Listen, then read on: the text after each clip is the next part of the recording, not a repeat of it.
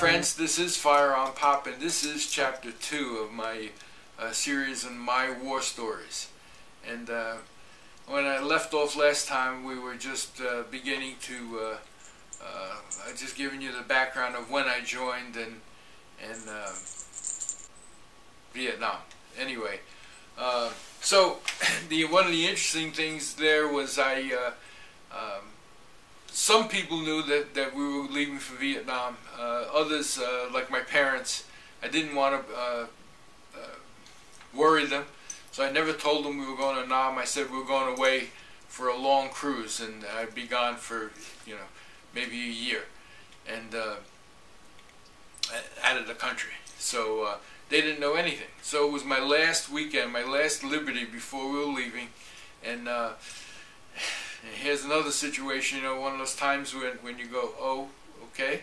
Anyway, so I'm at my parents' house, which was upstate New York. They didn't live in Brooklyn anymore at that point, and they called me in. They said, "Hey, we want to talk to you for a minute." And I said, "Sure." So I sat down at the table, and they're sitting there, and they said, "So where are you going on this cruise?" And I said, "Oh, we're going all over."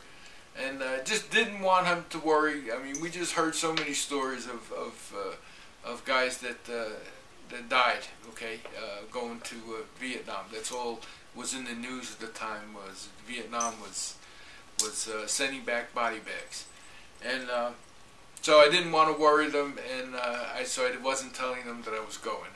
I just didn't want to face that decision. So anyway, they sat there and said, "Oh, really? They're just going all over."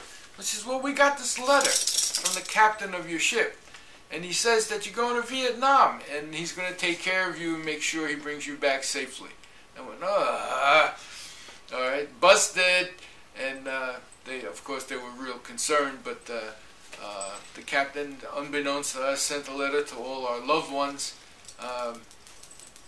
telling them where we were going, what we were doing, and that I was in good hands, in his hands.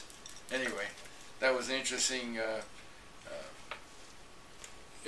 deal. Anyway, in prepping before we left for Vietnam, one of the goals was to eat up as much stores of the stores on board ship.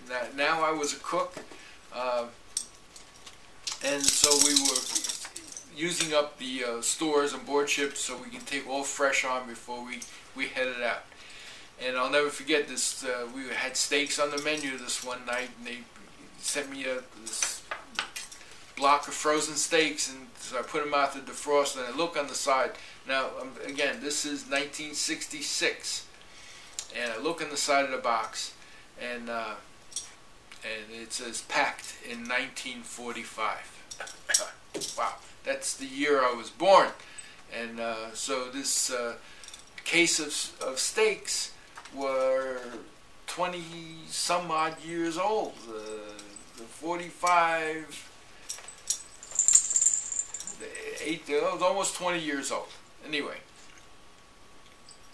and I said, I can't feed these to people. And then this one gentleman comes online because there was steaks to order, so they could have it any way they'd like. And he says, "No, right out of the box." He says, I don't even want it heated up. And I said, "I can't serve it to you that way. I got to check with we had a medical officer, a doctor on board." So I went running to his office and said, "Yeah, this is my situation. I got steaks from 1945, and this guy wants to eat one raw." And the doctor said, "It's been frozen for 20 some odd years. It's fine. We got logs to prove that it's been frozen. Serve it to him if that's the way he wants it." And so I served it to him, raw, just the way it came off the cow. Okay, that may be great for some people, not for me. The other frightening thing before we left, and of course the buzz went all over the ship, was we took on, which we never had before, were body bags. And all of a sudden the realization that all of us may not be making it back was a big one. That really hit us. This is serious stuff now. As big macho men as we were, 20-somethings going off to war, that hurt. to know that the body bag's coming on board ship.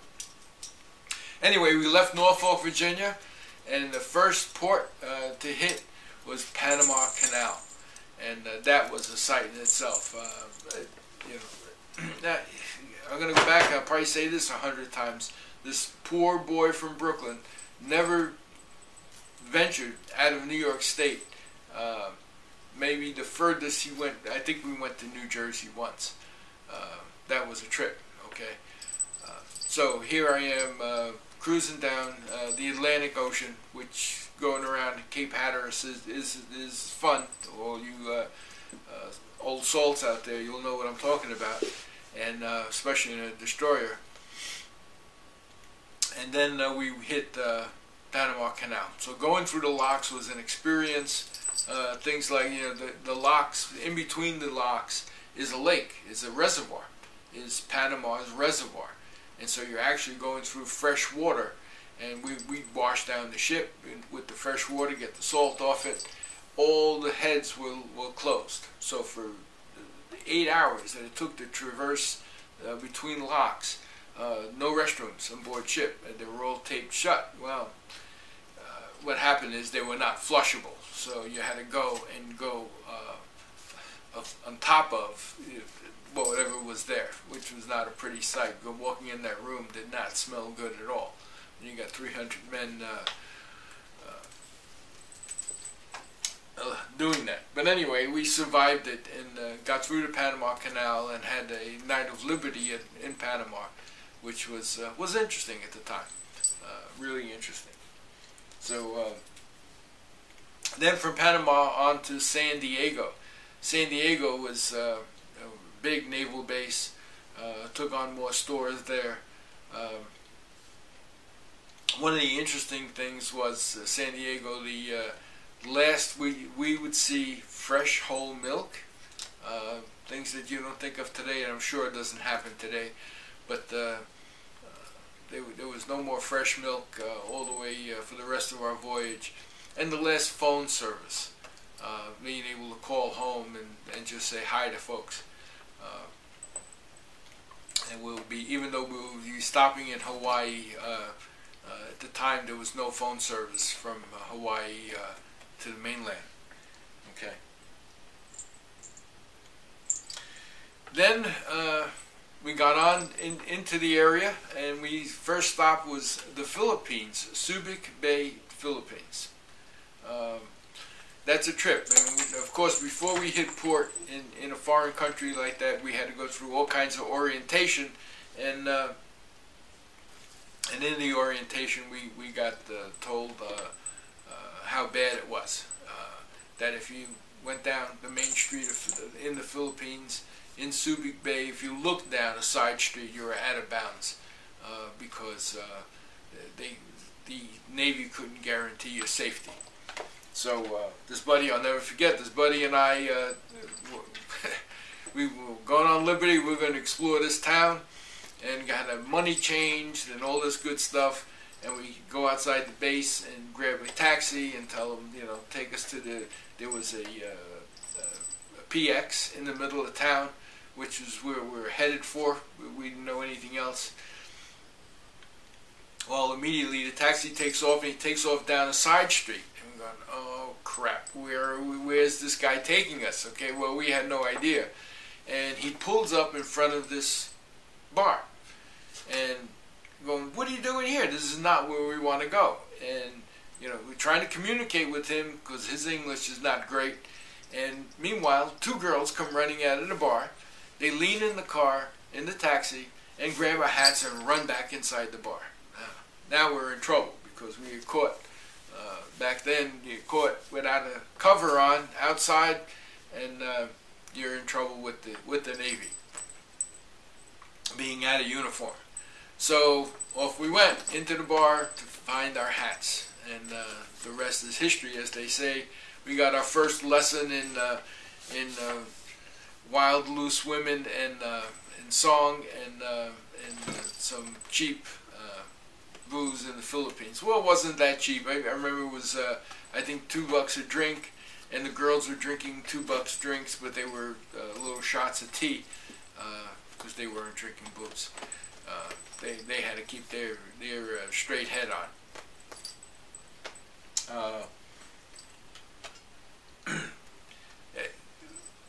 Liberty, I'll just lump this all together here. In the Philippines, was quite a trip. I'll never forget, we were out one night at this one bar, and I'll finish that story. We finally got our hats back, and after we had to buy them a couple of drinks, and back in the taxi, and out of there we were.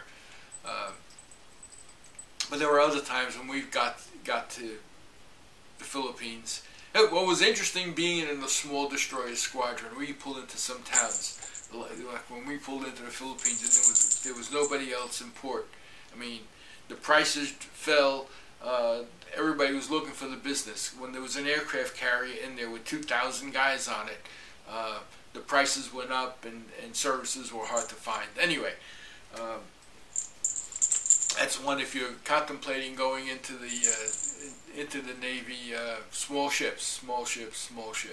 It's the way to go. There was 300 guys on my ship, and I would know all of them by face anyway, especially since I was a cook, and they came by me to eat every day, 3 times a day. So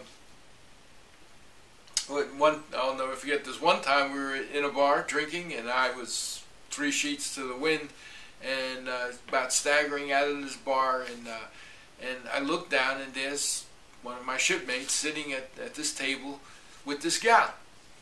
And I walked over and got closer. I realized that I'm looking.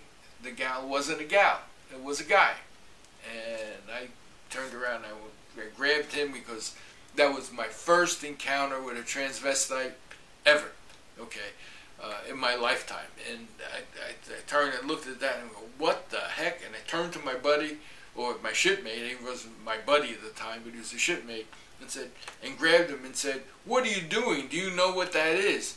And my buddy that I was with grabbed me and pulled me out and said, get out of there before you get in trouble, and pulled me out into the street. I'll never forget that. I said, I can't believe that. I said, how can you do that? And but that was my first encounter with a transvestite, and I almost got myself in big trouble trying to break that little soiree up. Okay. This one other time we were in the Philippines, we were in a private room. We had these couple of gals, and they invited us up to this private room above the bar. So we go up there, and we're having our private drinks, and had some music, and we're doing some dancing. And all of a sudden, the door opens, and these 5 guys with machine guns come walking in the room. I thought my white uniform was going to be brown, and I just looked at these and I said, that's it, our goose is cooked. And these guys with machine guns come walking in the room, and they turn around, they looked at us with the girls, and they stared us down, and we just sat there staring at them in awe. What the heck's going on here? And then they just walked through the room and left, and I went, phew. I said, let's get out of here before the next time they're not going to be so friendly. But that was an interesting moment. Okay. I'm going to end this chapter here, just to keep, again, and try to keep these short.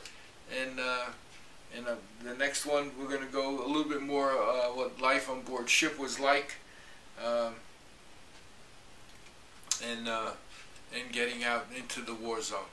Okay? So, this is FirearmPop. Be safe out there, and God bless. Bye now.